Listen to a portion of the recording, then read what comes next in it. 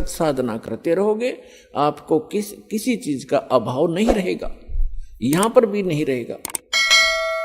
क्योंकि जैसे जिस प्रकार इस कुरान शरीफ के ज्ञानदाता ने, वही है कुरान शरीफ का ज्ञानदाता, वही तौरात, पवित्र होली बुक तौरात, होली बुक जबूर, होली बुक इंजिल और होली बुक कुरान और होली बुक वेद और होली बुक गीता, इन सभी का ज्ञानदाता यही है। लेकिन जो वेद हैं इसने God given spiritual knowledge as it is दे दिया, और जो श्रीमद् भगवत गीता का ज्ञान है उसमें इसने थोड़ा सा अपनी अटकलबाजी लड़ा दी। जैसे दास बताना चाहा था कि जैसे गीता अध्याय नंबर 3 के श्लोक नंबर 4, 5, 6 और 7 में इसने कहा कि अर्जुन, यदि तू एक स्थान पर बैठकर हठ योग करेगा, कर्म सन्यासी बन गया, कर्मों का सन्यास कर दिया, कर्म छोड़कर तू बैठा ही रहा, तो तेरा निर्वाह कैसे चलेगा? तेरा निर्वाह कैसे चलेगा?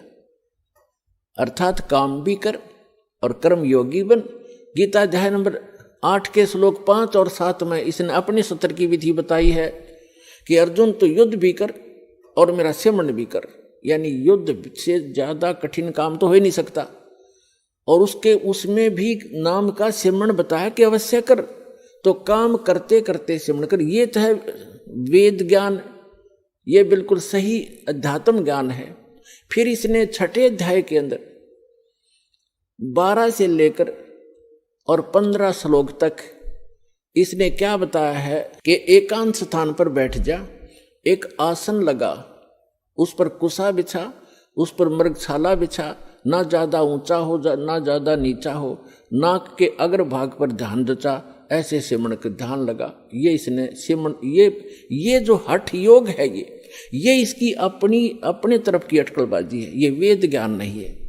तो गीता जी में जहां इसने अपने सत्र का अड़ंगा अड़ाया है, वो वेदों से निर्णय हो जाएगा। और फिर इसके बाद सबका जो पैमाना है, सबको जांचने का जो ज्ञान है, वो सूक्ष्म वेद है, गॉड गिवन स्पिरिचुअल नॉलेज है, जो परमात्मा स्वयं आकर बताते हैं, जिसका श्रीमद् भगवत गीता अध्याय नंबर 4 के श्लोक नंबर 32 में स्पष्ट कहा है कि वो परमात्मा अपने मुख कमल से आकर सच्चिदानंद घन ब्रह्म की वाणी में यज्ञों की जानकारी, धार्मिक अनुष्ठानों की जानकारी विस्तार से कही गई है, और उसके अनुसार करने से सब पापों का नाश हो जाता है। और फिर गीता ज्ञानदाता ने दूसरे अध्याय के 37वें श्लोक पर 38वें श्लोक में दोगली बात कर रखी है। केवल इसने युद्ध कराना उद्देश्य बना रखा था। श्री कृष्ण के अंदर बोल रहा था ये काल, जैसे वहां हजरत मोहम्मद के अंदर शक्ति बोल रही थी, इसी प्रकार श्री कृष्ण के अंदर यही खुद आकर प्रवेश करके बोल रहा था। इसने क्या बताया है कि अर्जुन एक तरफ तो कहता है कि तू किसी प्रकार की इच्छा न रखते हुए और युद्ध कर ले, हार जीत की इच्छा छोड़कर और निष्काम भाव से तो युद्ध कर ले, तुझे पाप नहीं लगेंगे। और फिर तुरंत ही लालच दे रहा है कि यदि तू पराजित हो, यदि मारा गया युद्ध में तो स्वर्ग में जाएगा, और यदि तू विजयी हुआ युद्ध में तो पृथ्वी का राज भोगेगा, तेरे दोनों हाथों में लड्डू। आप देखो ये दोगलापन। एक तरफ तो कह रहा है कि किसी हार जीत की इच्छा मत रख, युद्ध कर ले, और फिर तुरंत लालच दे रहा है कि हार गया, मर गया तो स्वर्ग जाएगा, और जीत गया तो पृथ्वी का राज भोगेगा, तुझे क्या हानि। तो ये इस तरह की जो डुप्लीकेसी है, ये इसकी अपनी देन है, ये वेद ज्ञान नहीं है। तो गीता के अंदर इसने थोड़ा सा मिक्स किया है, घना नहीं बिगाड़ा इसे।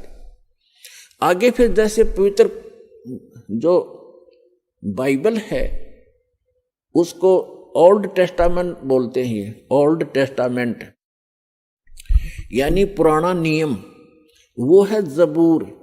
उस जबूर के प्रथम अध्याय में क्रिएशन है, जेनेसिस है, सृष्टि की उत्पत्ति के बारे में लिखा है कि परमात्मा ने 6 दिन में सृष्टि रची, छठे दिन उसने मानव मनुष्य बनाए, प्राणी सब जीव जंतुओं की सृष्टि की, फिर मनुष्य बनाए, और उनको मनुष्यों को अपने जैसा बनाया भगवान ने, नर और नारी करके उनकी उत्पत्ति की। तो मनुष्य भी एक तो ये कंसेप्ट क्लियर हो रहा है इस पवित्र जबूर से, यानी बाइबल के ओल्ड टेस्टामेंट से, यानी पुराने नियम से, जिसको जबूर होली बुक तोरात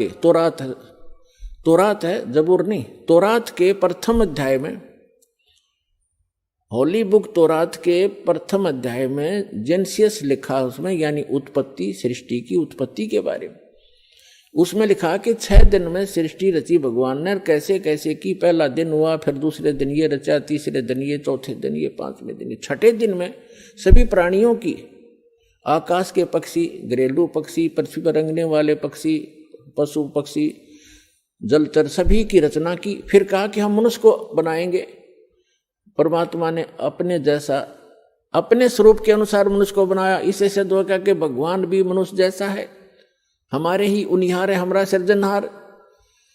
तो उसके बाद भगवान ने, जिसने सृष्टि रची है, क्रिएटर ने क्या बताया है कि मनुष्यों के लिए छोटे छोटे पौधे और बीज वाले पौधे और फल फ्रूट, इसके अतिरिक्त आप कुछ नहीं खाओगे। और ऐसे ही सभी अन्य प्राणियों के लिए बताया कि घास फूस और छोटे पौधे ये तुम्हारा आहार होगा। तो ये है उसके बाद वो तो 6 दिन में सृष्टि रच के क्रिएटर, सारी सृष्टि का मालिक अल्लाहू अकबर, वो तो तख्त पर जा विराजा, सिंहासन पर बैठ गया, जहां वो रहता है ऊपर के लोक में।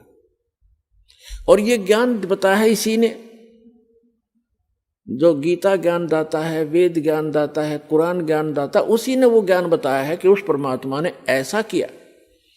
तो वो आदेश है उस कंप्लीट गॉड का, पूर्ण परमात्मा का, अल्लाहू अकबर का, कि कोई किसी ने मांस नहीं खाना, फल फ्रूट भरपूर, काजू किस्मत, सेब संतरे।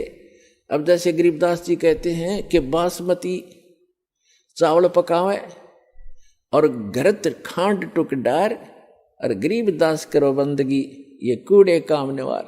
मांस क्यों खाते हो? मांस ऐसा कबाड़ खाते हो, उसके स्थान पर बासमती चावल पकाओ, देसी घी और बूरा डाल के खाओ, काजू किस्मत सेब संतरे खा लो, ऐसा डंगा खाने लगे। तो कहने का भाव ये है कि जो उस अल्लाह अकबर का आदेश नहीं है मांस आदि खाने का। यदि कुरान शरीफ में या पवित्र कुरान शरीफ में या किसी पवित्र पुराण में या किसी पवित्र तौरात, जबूर या इंजिल में, यानी पवित्र बाइबल में, इन तीनों पुस्तकों का संग्रह ही पवित्र बाइबल है। इसमें आगे चलकर उसके पश्चात क्रिएशन के बाद जहां भगवान 6 दिन में सृष्टि रचकर जो आदेश देना था, विधान बनाना था, बनाकर बताकर चला गया, उसके उपरांत चाहे वो बाइबल में लिखा है, चाहे वो कुरान में लिखा है, चाहे पुराण में लिखा है, मांस खाने का अगर कोई जानवर खाने का लिखा है, तो अल्लाह अकबर का आदेश नहीं है वो तो इस काल का आदेश है, इस सरपुरुष का आदेश है, जो 21 ब्रह्मांड का स्वामी है, इसका आदेश। और ये हमारे कर्म बिगड़वाना ही चाहता है, हमें बर्बाद करना चाहता है। और वो हमारा जो मूल मालिक है हम सभी प्राणियों का, जीव हमारी जाति है, मानव धर्म हमारा, हिंदू मुस्लिम सिख ईसाई धर्म नहीं कोई न्यारा। तो हम सबका जो मालिक है वो अल्लाह अकबर है, यानी वो अल्लाह कबीर, वो कबीर भगवान है, वो कंप्लीट गॉड, सब कंप्लीट परमात्मा। उसका आदेश नहीं है ये खाने का। तो इसी प्रकार हमने इन पुस्तकों को, पवित्र बुक जो हमारी है, इनको जांचना है। तो प्रसंग जो चल रहा है कि उस पूर्ण परमात्मा के आदेश का उल्लंघन करने मात्र से यदि आगे हमने इस काल भगवान की, यानी सरपुरुष की, गीता ज्ञान दाता, कुरान शरीफ के ज्ञान दाता, बाइबल के ज्ञान दाता के आदेश का पालन करके यदि हमने आगे मांस खा लिया, या उसने कहीं किसी पुराण में, कुरान, बाइबल में मांस आहार का लिखा है, तो कंप्लीट गॉड का आदेश नहीं है, वो समर्थ का आदेश नहीं है। वो तो तौरात के अंदर, बाइबल के अंदर, वो ओल्ड टेस्टामेंट में, यानी पुराने नियम में क्लियर हो चुका है। कि जिस परमात्मा ने 6 दिन में सृष्टि रची, 7वें दिन तख्त पर जा बैठा, वो अल्लाहु अकबर है, वो अल्लाह बड़ा है। और उसने कहा है कि मनुष्यों के लिए केवल छोटे बीज वाले पौधे और फलदार वृक्ष से, नथिंग एल्स, जैसे गेहूं, चने, बाजरे, ज्वार, मक्का, ये खाओ, काजू, किस्मों, सेब, संतरे, चावल, ये दाल खाओ अपनी।